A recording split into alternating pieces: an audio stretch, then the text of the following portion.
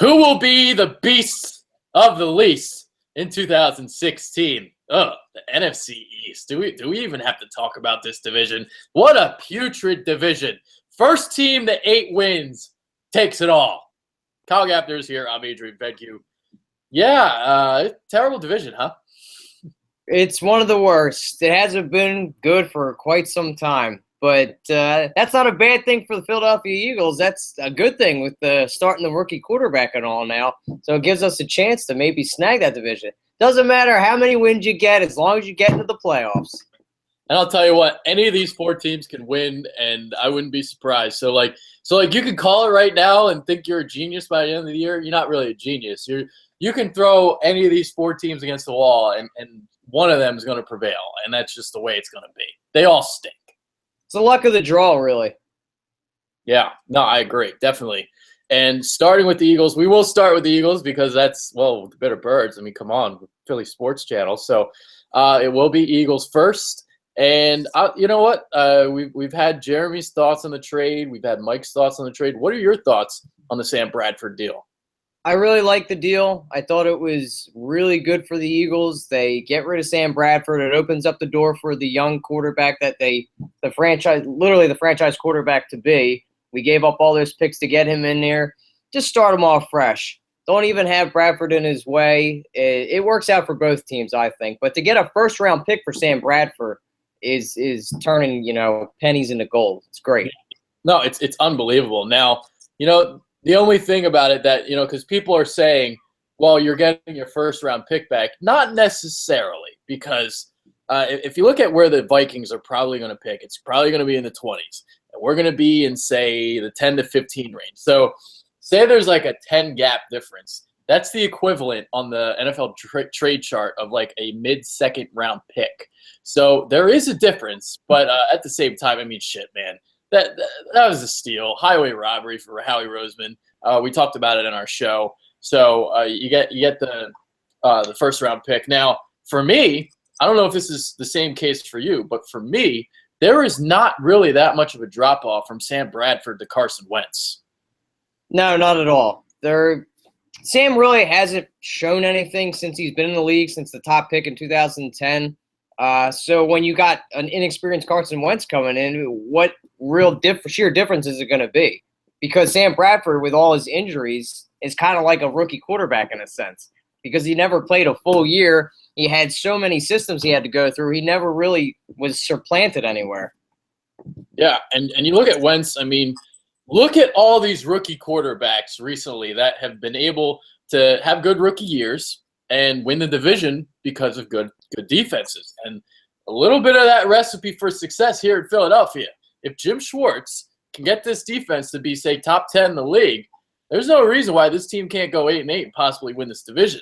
I don't have it going that way, but you look at the traits that Wentz brings to the table, the athletic ability, the fact that he can throw the ball from all these different arm angles and just make plays, and what I think is his best attribute, at least being a rookie, is that mental aspect. He's really, really smart out there. I think he's a guy that can get through his progressions. Your rookie quarterbacks, you don't normally think of that, but you got to think like that offense that they had in North Dakota State. If you watch the tape, all these different formations that they have, it's very, very complex, and there's a lot of similarities to that, to what he's seeing now with Doug Peterson. And, I've been saying this all summer.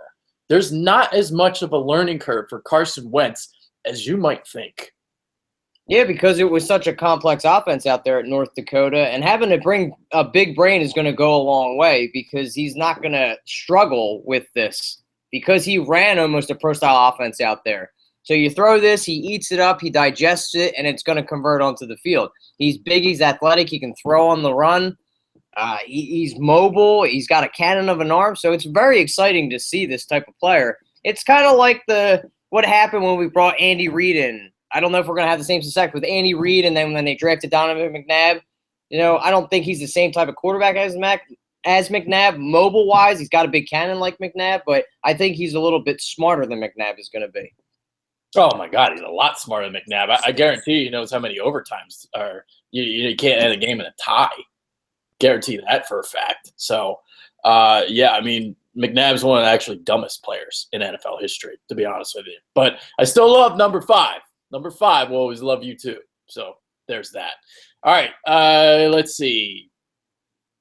Overall, who do you think is going to be the best quarterback out of this class? You know, watching the preseason, obviously we've seen Dak Prescott kind of light it up a little bit. Carson Wentz and Jared Goff kind of looking like shit right now. Which of those quarterbacks do you like? It's going to be a tie between Wentz and Dak.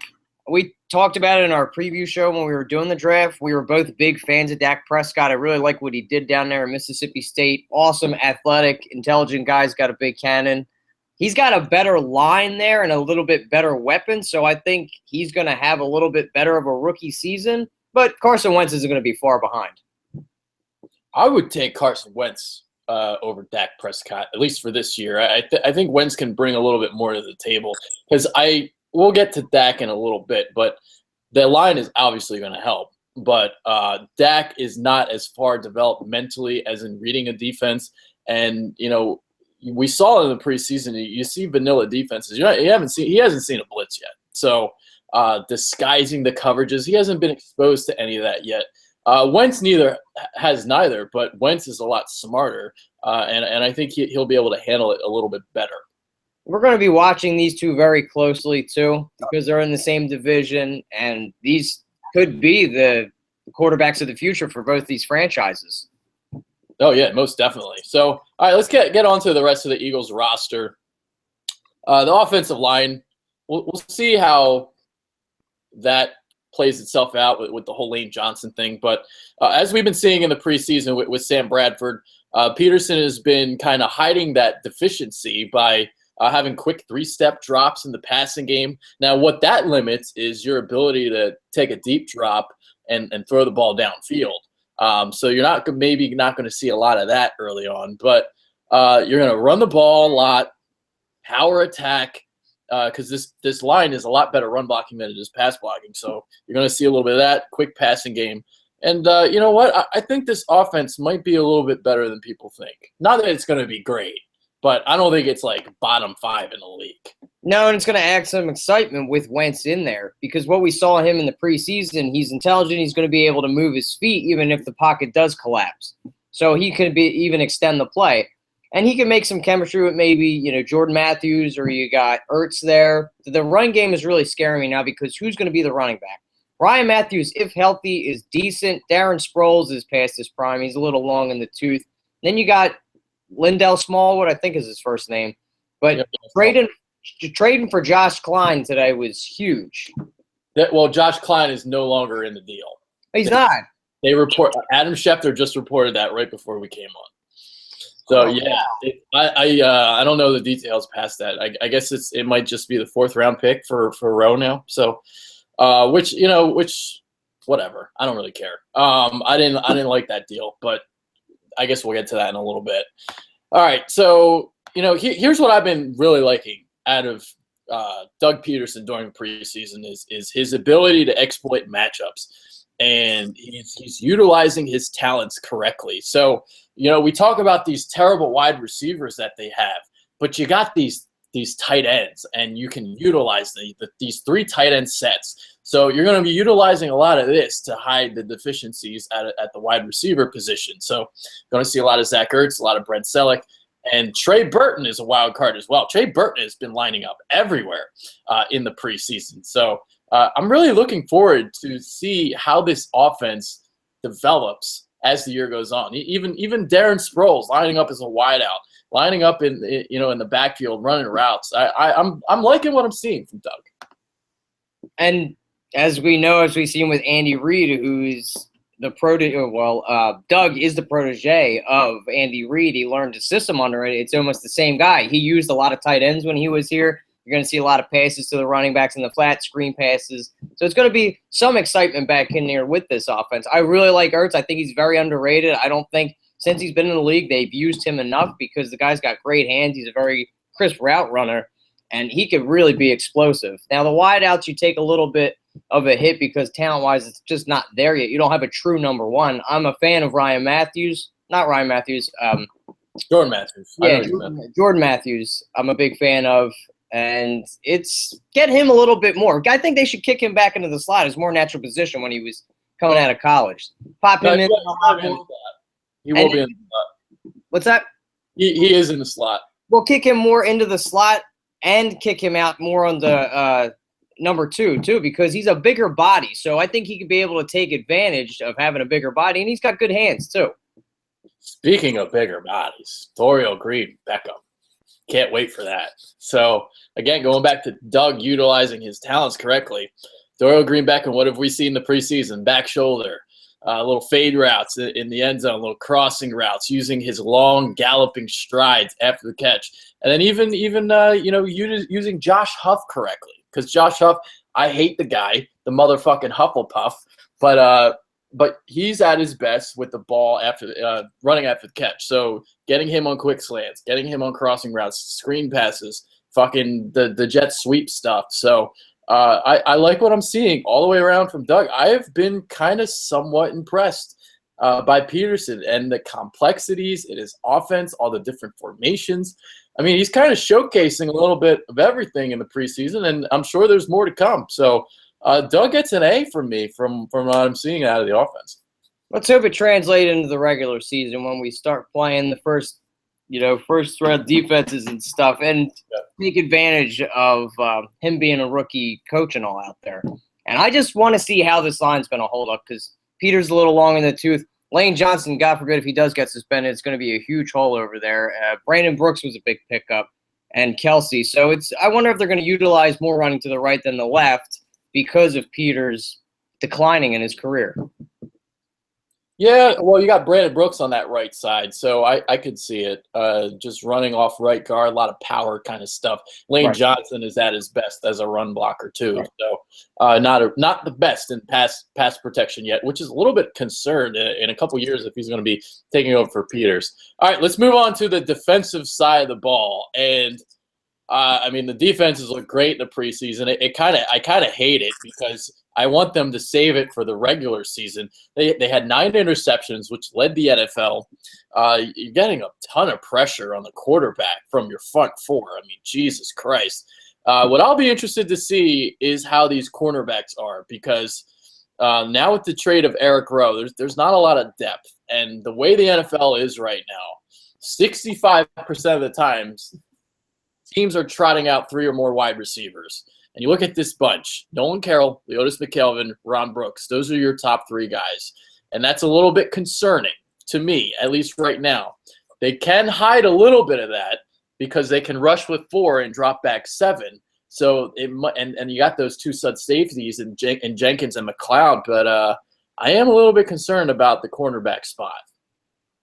It is a weaker part of this team, of this defense, has been for a while. We haven't had really good corners in quite some time since we had Sheldon Brown and Lido. But the strength of this team, as we know, is up in the front. So I think these guys are going to be able to come and get pressure, so it's going to be able to help. And as you said, the safeties are going to help those young corners too. I don't like Nolan Carroll. Leotis McKelvin is nothing sheer of just the nickel corner. I don't know if he's going to be – I think he's starting. Yeah. Carroll and McKelvin are your starters on the outside. So that's a little bit scary, but this front seven is just going to be awesome. Cox is a complete stud. He's a superstar on his defense. Malcolm Jenkins is very good. And I'm interested to see if Connor Barwin's going to be able to play defensive end, because he's more of I think, a 3-4 outside linebacker. Yeah, we'll see. I mean, the great thing is you got the depth, though, because you got 4 guys. You got Brandon Graham, you got Vinny Curry. Or 3 guys, Brandon Graham, Vinny Curry, and Barwin. So you can kind of, if Barwin really isn't showing it, I mean, Graham and Curry, these are their more natural positions. So I think they'll be all right. And something that I'm really excited to see this year is Benny Logan getting to play alongside Cox. I think he is going to be a breakthrough type of player this year. And the best thing about this Sam Bradford trade that no one's really talking about, that $17 million cap hit for next year now off the books, and you can use that money to re-sign Benny Logan. I can't wait for that. They're going to bring him back now. That was huge, freeing up that money, because you could sign some of your players or even go out in free agency and get some. But these guys are going to be playing more of their natural position. I thought it was stupid when Chip switched them over to the 3-4. I thought they were more of a 4-3 defense. And now you got Jimmy Schwartz in here. You got a very good defensive coordinator. So it's going to be exciting, kind of like when we had Jimmy Schwartz here. Or not Jimmy Schwartz, Jimmy Johnson. Johnson, yeah. Yeah, it's crazy, though, because, like, they have different philosophies because Johnson liked to blitz a lot and Schwartz likes to kind of rush with 4 and play with 7 on the back end. So, but, like, obviously 2 great minds, and it's cool to see right now. So, all right, I guess we'll do predictions for the Eagles. You know, I've got them going 6-10, but there's no reason why they can't get to 7 or 8 wins and possibly contend for this division. But I just, you know, I had them at 6-10 even with Bradford too. So that just shows at least you guys what my thoughts on Bradford were, and not really much of a drop off. I have them going 5-11, and it all hinges on how they play some of their divisional rivals. They could either split some of these series or lose both of them. So it all hinges. They could have the 7 wins. They could sweep. You know, they could sweep the Giants and the Redskins because they're not very strong opponents. Yeah, and the Giants are a team that Eagles, they just keep fucking kicking the shit out of. So, yeah, there it is. Now it kind of helps them on the schedule because they play Dallas in the first 6 weeks, I believe. So, and it helped temporarily that they got to play Minnesota at home. For a second, I thought maybe we get to play Sean Hill, but nope, not going to happen. We're playing Sammy Sleeves. Sammy's coming back. Yeah, that's going to be really interesting. All right, let's move on to the Cowboys. And the Cowboys are a very, very, very interesting team because when healthy and when everybody is actually on the field, this team is actually not that bad. We saw them go 12-4 2 years ago when everybody was healthy. But the problem is they all like to smoke a little weed. They're just always getting in these off-the-field shenanigans. Tony Romo, I penciled him in for like 4 to 6 games lost. I mean, people, you know, these Cowboys fans, they make fun of the Eagles fans because Sam Bradford's always hurt. Well, you can pencil Tony Romo for 4 games out every season now, so shut the fuck up. You know they're very arrogant. They're still harping about their Super Bowls from the 90s. Yeah. Those 20-year-old fans, they can't even name fucking 3 players on that team. Actually, I'll say 4 because everyone knows Troy Aikman, Emmitt Smith, and Michael Irvin. The triplets. Yeah. Let's get to this team, though. All right, so let's talk about Dak Prescott immediately. All right, so I know he's looked great, right? And I don't really give a shit. I don't care what he's looked like because it's preseason and he's seen basic vanilla coverages. I really don't take the preseason very seriously. So now he's going to have these masterminds on the defensive side of the ball showing these defensive blitz packages and these coverages, the disguises. And this is a guy that wasn't asked to do a lot of going through his progressions in college, being a quarterback. He was almost like a gimmick kind of quarterback. He was in Tim Tebow's offense, Dan Mullen's offense. So they ran the ball a ton. I don't really know if I think Dak is a good prospect, but he's not ready right now. I don't give a shit how good he's looked. Yes, he's looked pretty good in the pocket. And yes, that offensive line is going to give him a lot of time. But there's going to be growing pains. And I don't think people realize, you know, just because he looks good in the preseason doesn't mean it's going to translate. You can't get overhyped about the preseason because of what you touched on. But it's going to help that he's got a very good offensive line. He's got a really good running back. And you've got Des Bryant, Jason Witten. So that's going to help him. But there is going to be growing pains because they're going to disguise defenses. They're going to come right at this kid and challenge him. Yeah, unfortunately, our fucking shit's getting fucked up right now. We'll see if it stays this way. But, yeah, the big key, I mean, you got Zeke Elliott as your running back, and that's going to help out tremendously. So out of all the positions to be in for a rookie quarterback, Dallas is actually the best spot to be in because of that offensive line, because you got Zeke Elliott. I mean, Zeke Elliott is a beast. You can't deny it. So, and running behind that O-line, I mean, who knows what kind of numbers he's going to put up this year. He's my offensive rookie of the year. We'll get to those later. But the big question is going to be on the defensive side of the ball because you got who's out for them. You got Randy Gregory's out, DeMarcus Lawrence, Rolando McClain. Yep. So these are key pieces on their front seven And I'm really interested to see because Rod Marinelli has done a great job over the last couple years playing with shit, basically, and making it work. And because the talent right now, it's not there, but he's been able to make it work the last couple of years. He gets the most out of his guys. They play hard for him. There are a lot of hard hustle guys. They just nonstop, big motors, and he gets the most out of his players, which is great. That's what you want. Imagine if he did have some type of talent on that defensive line if they weren't suspended, because Gregory's a talent and DeMarcus Lawrence is pretty good too, but they're doing boneheaded stuff with their drug policies or whatever it is. Or Ronald McClain, the same thing. He had a bounce back year, and Sean Lee's always hurt. So it's interesting to see what will happen with this defense. If we're going to have the same type of magic that we saw last year when there was a bunch of no-namers, but they still managed to, scrape a couple wins together and hold their own. Yeah, I mean, Tyrone Crawford, DeMarcus Lawrence, these guys are pretty good players. And, people might not really see that right now. I don't know, but they're pretty good. They got Cedric Thornton now on the defensive line.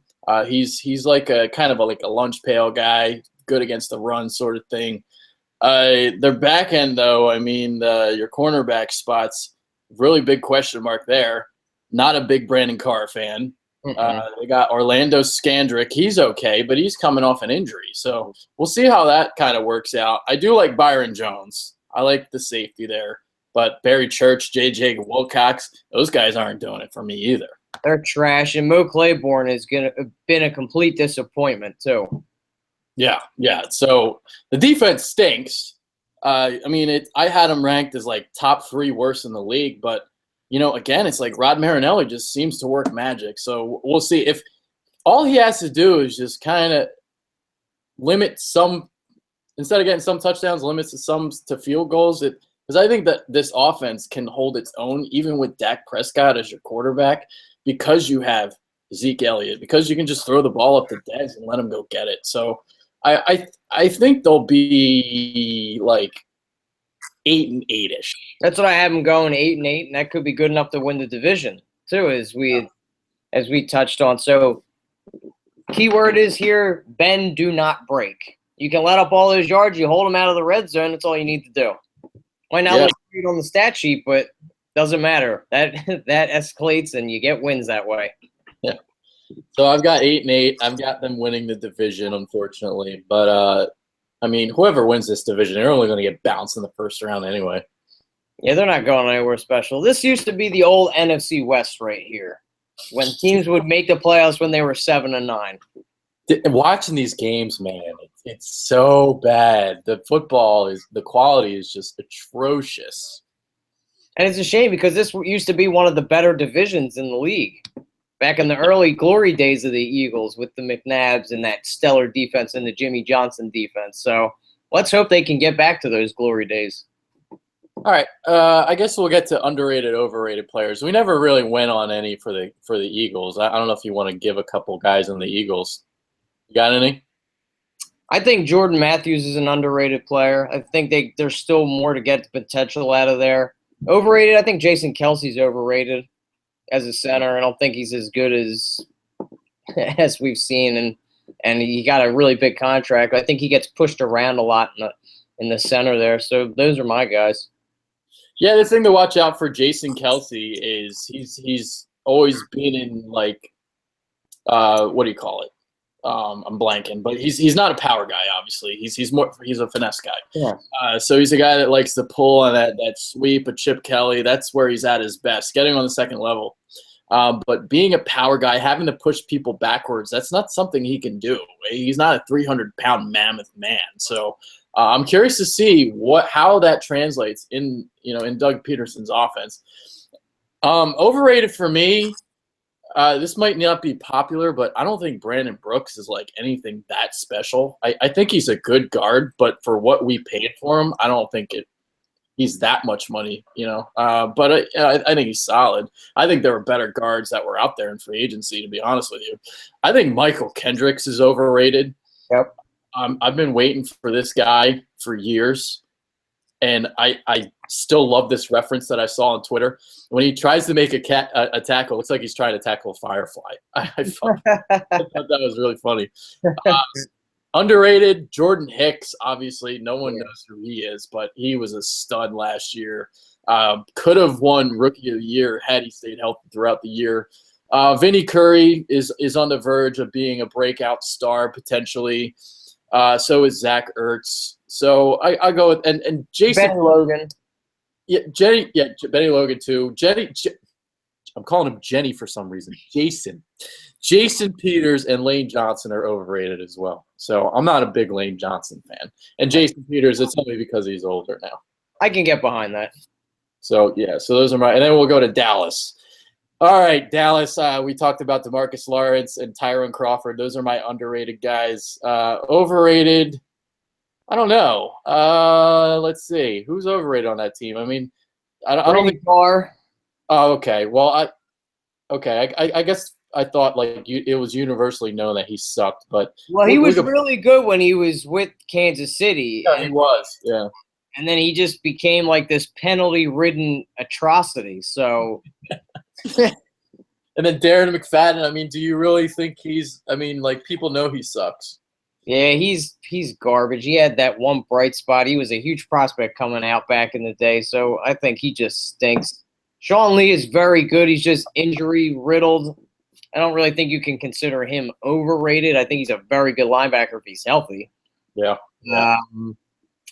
It's tough to pick here. There's not much on this defense going as is. Byron Jones, you could say, is underrated. Yeah, I was about to say him because I do like him a lot. So Byron Jones, Tyron Crawford, DeMarcus Lawrence. I'll say Randy Gregory's overrated. Yeah, I could get behind that too. All right. So let's move on to the team that won the division last year. You like that? No, not really. But Kirk Cousins, what does he have for an encore? Because I'll tell you what, you want to talk about stats not telling the whole story. I didn't think he was all right, here's what I'll say. All right, I don't want people to take this the wrong way. The stats look great, and he did play well.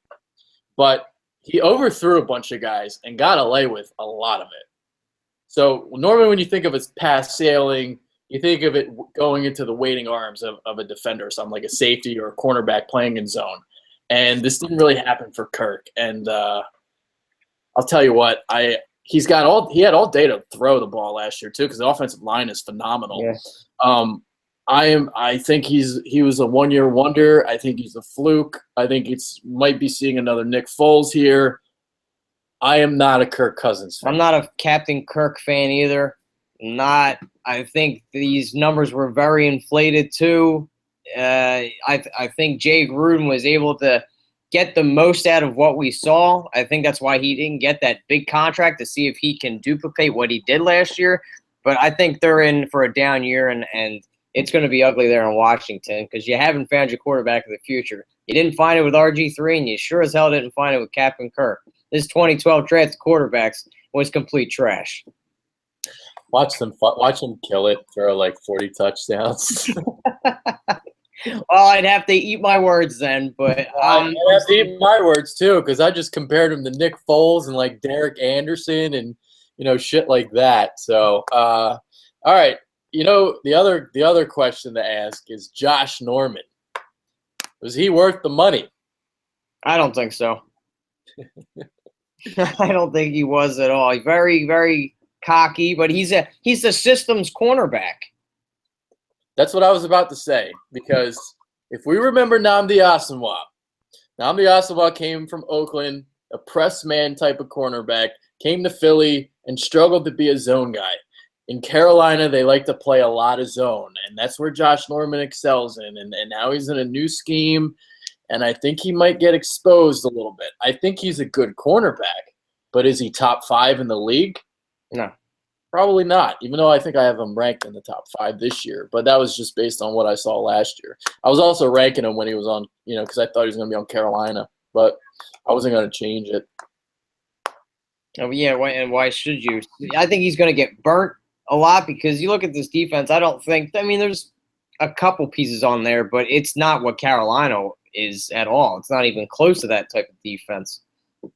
Yeah, I think they got some guys. I like Ryan Kerrigan. Chris Baker's pretty good as kind of a defensive end for them. Preston Smith looks like he might be something. So they got some guys. Bashad Breeland looks like nice. yeah, he looks like an okay corner. So other than that, yeah, that's about it right now for them. I don't know what else I really like. They got D'Angelo Hall making the transition to safety. Yeah, so that's their defense. Yeah, there's not much on the defense to talk about. You touched on a couple of guys. I like Rashad Breeland a lot. I thought he was a steal in the 6th round. Couple long rangy corner. But I really love this offensive line. Talk about offensive lines, Dallas. I don't think Redskins off Big Hogs get enough credit. Got Brandon Shape there, Trent Williams. Trent Williams is a beast. Animal. Yeah. No, their offensive line is very good. Morgan Moses is kind of underrated. Mm-hmm. They got Brandon Sheriff they picked up in the 1st round last year. Corey Lichtensteiger. Yeah, he's not German or anything. Spencer Long they got as another guard. He's okay. So that that offensive line is top 5 in the league. Definitely. I could get behind that. And they added a couple weapons to help Kirk out. They got Josh Doxson in the draft. Jordan Reed is a beast. I think that's the best receiver on this team is their tight end. He might be. Yeah, because in terms of doing a lot of different things, because Deshaun Jackson might actually put up the most yards, but he's like a one-trick pony. So Jordan Reed is probably all around their best receiver, definitely. If he could block a little bit better, he'd be ranked higher on my tight ends list. But stay healthy too. Yeah, that too. So they got some weapons. Like Pierre Garçon hasn't been as great recently, but he's still like okay. He's solid. Jamison Crowder, their rookie from last year, had a pretty solid season. So I'm curious to see because their running backs really stink. Matt Jones is just like meh, whatever. But their offensive line is so good that it might actually work out for them. Matt might open up holes, and I didn't think it was a good idea letting Alfred Morris go to open it up for Matt Jones because I didn't see enough to let him go. They did it for money-wise, but he only got a 1-year contract anyway. But I didn't think you should have let him go for what he had done for the past couple of years. I think he was a solid running back just to let him walk, especially for a team that just loves to burn money anyway. They like to burn a lot of money, huh? Oh man! All right, so what do you have them going? I got them going 7-9. So like they're like in the mix. I guess every team in this division is in the mix. I've got them going 5-11. All right, so you don't like them at all? No, I think Kirk Cousins is really, really going to hurt this team this year. A lot of stupid. I see a lot of picks being thrown by him this year. Well, it should have been that way last year, but like I said, he got away with a lot of because I'm a loser. I watch too much football and I watch the tapes. That's just all I'll say about that. But I legitimately watch most of these games and I watch the tapes. I got the Game Pass on NFL.com, so I watch all these things and I keep watching Kirk Cousins. I'm like, well, what the fuck? Like he keeps getting away with these throws and it doesn't show up on the stat sheet. So we shall see if it translates from what I saw on tape into this year. All right, let's move on to the Giants. Spent a lot of money. Mm-hmm. Overspent on some money, I thought. Because, Olivier Vernon is solid, but he got that type of money. Yeah. Janoris Jenkins is, solid, but not that type of money. So Damon Harrison got way too much money. Yeah, so I don't I guess their defense got better, but meh. Not for that type of money. I mean, I know New York had a lot to throw around, and they usually do, being at the Big Apple. But I like Janoris Jenkins, but not for the type of money. They spent how much over close to $200 million on 3 guys? Olivia Vernon, $85 million. Are you kidding me? What do you have? 9-10 sacks last year? This guy's Von Miller? Paying that kind of money for a guy that got to play with Ndamukong Suh right next to him. I mean, this is just ridiculous. I mean, I know they're reaching for the fences here. They're kind of in a transition mode. They're rebuilding that offensive line. I mean, they're trying to get what's left out of Eli Manning's career. They got him a couple weapons that add to Odell. So it's Bob McAdoo's second year as head coach. First head coach. Well, Well, Especially as like he was offensive coordinator, you kind of mean. well, he was the interim head coach last year. Uh, didn't they fire what's his name after the year? Blanking. Coughlin. Thought they fired him after the year. Anyway, it's his second year with Eli Manning, so like that doesn't make a difference. So you got Odell Beckham there. Obviously, I mean, we'll see what else they get production wise from their wide receivers. Victor Cruz coming back from the injuries. Sterling Shepard has like been popular along the fantasy circles. I don't really know how good he is. He's okay. I like him. Yeah, he's okay. And we'll see their running game. I mean, Rashad Jennings is just meh, whatever. I do like Paul Perkins though. They're rookie, and Shane Vereen's like a kind of like a scat back type. So, yeah, we'll see what they do. I do like Eli Manning this year. I thought he silently had himself a pretty good year last year. I think he's a good fit for this offense. Yeah, and he completely changed his stance too. So I thought it was impressive for him to do that. 10 years he was going off his left, and then he changed it over to the right, or vice versa. I don't remember what it was, but this second year with this Bob McAdoo, it's going to be exciting because what we saw when he was out in Green Bay. So if he can convert that over to the Giants, well, you got Odell Beckham. But Cruz, I'm wondering to see how he comes off. He's been out of football, 1 or 2 years with that calf injury. I don't think he's anything special. It seems like these three, other than Odell, because he's a superstar, but they're kind of like Shepard too. He's like a slot receiver. Him and Victor Cruz are kind of like the same guy. I see. They've got a real tight end, and they're building this offensive line. It's not that great. They still need some continuity together. I like Eric Flowers. Weston Richburg is decent. And Justin Pugh, he's okay. I like Weston Richburg a lot, actually. He was fucking beast last year as a center. Really powerful type. He might be one of the more underrated ones in the league. I like Justin Pugh. I like him. He's okay. Eric Flowers, we'll see. So, they've got some pieces. Eric Flowers kind of needs to take a step forward a little bit. But other than that, like, who are their other starters? Marshall Newhouse is their right tackle right now? And John Jerry, their left side is terrible. Yeah. So, let's see. Other guys. The right side. I'm sorry, the right side, not the left side. The right side. Okay. Yeah, I think Flowers is the left tackle. Yeah. Right tackle is Newhouse. All right. So let's talk about some other guys because Jason Pierre-Paul, obviously, fucking fireworks incident. Now it's his second year playing with that club. I'm curious to see if he takes a stride forward now that he kind of learned how to play with it, maybe. Because I don't have him ranked very high in my rankings, and not as high as he used to be. So I don't know what to expect from him. It's a damn shame having all that talent and for something so stupid to happen to blow off a couple fingers. It's like you kind of need those when you're a defensive lineman. But teams weren't even scared of JPP last year. They literally ran right at him because they knew he wasn't going to be effective because with that club on your hand, how are you going to tackle or do a swim move or do anything? You're a sack specialist. Like, you're an idiot. So, I mean, they you got that going for them. I do like Jonathan Hankins, their defensive tackle they got. I think he's a beast. So I like him. There's some other pieces I kind of like. Devon Kennard. Yeah, he's pretty good. So, yeah, we shall see. I mean, I'm not like super high on this defense still. They were one of the worst last year. I still think they're not that great. So, prediction-wise, I got them going 7-9 as well. I got them going 6-10. Okay, so about the same there. The only one where we kind of differentiate a little bit is the Redskins. But like even that, like 7-9, 5-11, like whatever, So overrated on the Giants. Let's see. Did we do it for the Redskins? I guess we did. We did do it for the Redskins. Okay, so overrated, underrated. Overrated right now is Jason Pierre-Paul because he's just, not what he was. Not the Rogers Cromartie, I think, is overrated. Yeah, he's like solid, but like people probably think he's better than he is.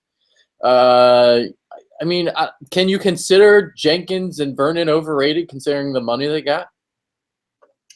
I think Vernon's overrated for the type of money that. Yeah, I could go with that. Jenkins did get a lot of money, but I think there's still potential there. If he's got the ability to be a shutdown corner, he's just very aggressive. He reminds me of like Asante Samuel.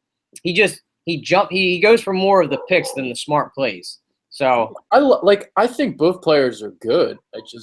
The money was just ridiculous. they got it way overpaid. It's like the NBA free agency. Yeah. Underrated, I'm going Jonathan Hankins all day. I like him a lot. Weston Richburg, I like him a lot. Justin Pugh. So those are my three for the underrated side. Yeah, the big boys. And Kennard. Kennard, yeah, Kennard is one of my guy, and I think Eric Flowers is underrated. I know a lot of people. He didn't have the greatest rookie year, but I think he's going to bounce back. Justin Pugh's, he's a solid guard. I think he's better suited at guard than he was at tackle. Mm-hmm. Okay. All right, so that's about it. We got that's all 4 teams. So, all right, so I've got Dallas going 8-8. Redskins and Giants going 7-9. Eagles going 6-10. You have Cowboys going 8-8. Giants going 6-10. Redskins 5-11. 5-11. Eagles going 5-11. So the NFC East, fucking terrible division. Any final thoughts before we get out? Football's 2 days away. How excited are you? Get this new regime of the Eagles underway. Is Carson Wentz, we've been waiting how long? We didn't even know if this guy was going to dress. And for him to be starting, this is going to be sheer excitement this year. Even if they only win 5 games, who cares? Dude, it's all about the development of Carson Wentz. I am beyond pumped. I mean, obviously, I still would have watched the games even if Sam Bradford played. And sure, maybe you might think they would have been better with Bradford, but this is about Wentz. It's about getting him snaps. He needs these reps.